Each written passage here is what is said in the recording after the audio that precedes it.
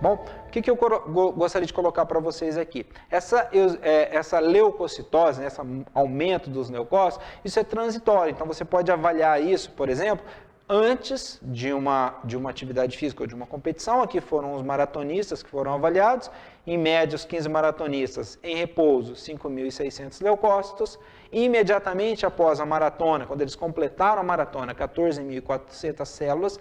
E 3 dias depois, 4.700 células. Percebam que de 2 a 3 dias depois dessa maratona, eles já estão recuperados para seguir nos seus treinamentos. O que aconteceria se a gente tivesse ainda valores elevados na circulação?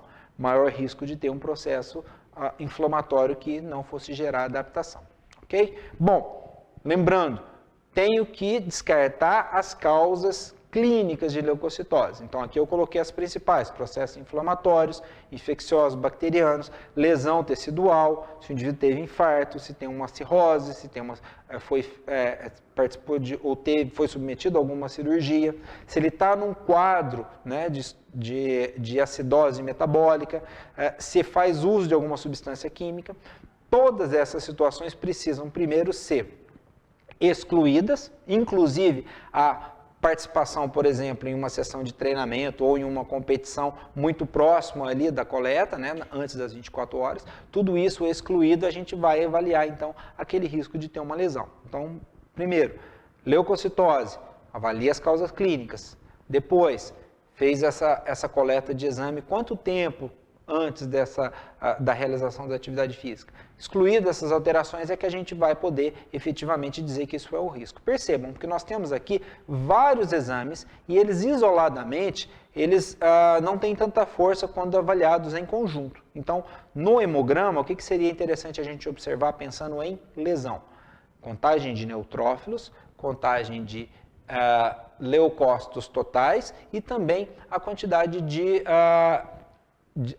de linfócitos que está na circulação, dependendo ali do tempo em que foi realizada a última sessão de treinamentos, ok? Bom, esses leucócitos neutrófilos, eles têm uma sequência de maturação e eles vão desde mieloblasto até metamielócitos, que são células que estão presentes na medula, até no sangue periférico a gente tem os bastonetes e os segmentados. A atividade física pode aumentar um pouquinho essas células jovens chamadas de bastonete, dependendo da duração e intensidade, né, do estímulo do exercício. Tá? Mas, geralmente, quando a gente tem bastonetes e metamielócitos na circulação, já é um sinal de que a gente teria um quadro infeccioso ali, tá?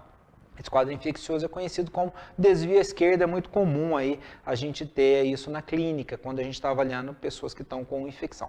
Alguns laboratórios já não estão mais liberando a contagem de bastonetes, tá? Existe uma norma internacional da Sociedade Internacional de Hematologia que diz que você deve apenas liberar o número de neutrófilos, tá? Então, alguns laboratórios já não liberam mais os bastonetes, outros liberam bastonetes com segmentados. Então, se você tiver lá neutrófilos, a gente está tudo, bastonetes segmentados. Se você vier separado neutrófilo segmentado e neutrófilo bastonete, aí a gente está compondo essas duas populações como os neutrófilos.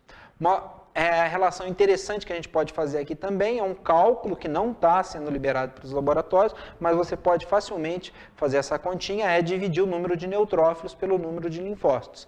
E de 0,8 a 3,5 significa que os valores estão dentro de uma normalidade. Acima de 3,5, a gente tem uma correlação interessante com os parâmetros de inflamação, como, por exemplo, a proteína C reativa e também parâmetros relacionados ao infarto agudo do miocárdio, como troponinas cardíacas e CKMB.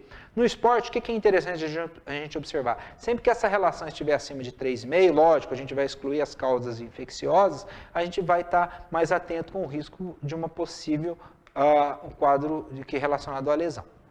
Outra coisa que é interessante a gente observar também é que os atletas que têm menos leucócitos, menos linfócitos, eles estão mais susceptíveis a infecções e isso às vezes acontece dependendo do período de competição que eles estão realizando ou da carga de treinamentos. Então esse estudo aqui é bem interessante e avaliou triatletas, né, durante e após os treinos de rotina ali e os atletas de elite com aquelas queixas de fadiga e de pouco desempenho. Então a gente vê uma frequência aqui bastante interessante de alguns patógenos relacionados com a influenza, o próprio rinovírus, que causa uma infecção das vias aéreas superiores, a própria infecção primária e a reativação do vírus de Epstein-Barr. E percebam que esse estudo aqui ele é de 2016, mas ele já relata ali alguns indivíduos com o coronavírus, mas aqui não o SARS-CoV-2, e sim o SARS-CoV e também o MERS, que são vírus que estão presentes aí em circulação, que já causavam infecção nesses indivíduos com a imunidade um pouco complicada.